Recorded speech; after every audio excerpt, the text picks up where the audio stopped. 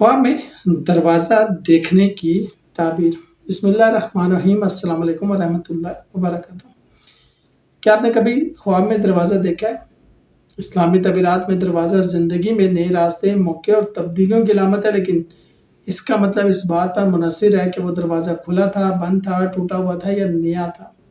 आज हम जानेंगे कि ख्वाब में दरवाज़ा देखने की मुकम्मल इस्लामी ताबीर। हज़रत इब्न सीरीन के मुताबिक ख्वाब में दरवाज़ा घर के मालिक या ख्वाब देखने वाले की ज़िंदगी की हालत की अलामत है। दरवाज़ा नया हो तो खुशहाली और कामयाबी की नवीद, जबकि टूटा हुआ या बंद दरवाज़ा मुश्किलात और रुकावट की निशानी हो सकता है।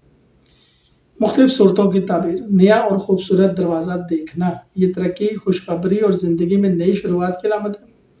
खुला हुआ दरवाज़ा ये आसानियों, मौक़ों और खुशामदीद हालात की निशानी है। बंद दरवाज़ा ये मुश्किलात, रुकावटों या किसी मौके के ज़ाया होने की अलामत है। टूटा हुआ या पुराना दरवाज़ा ये कमज़ोरी, पुरानी मुश्किलात या हिफाजत में कमी की निशानी है।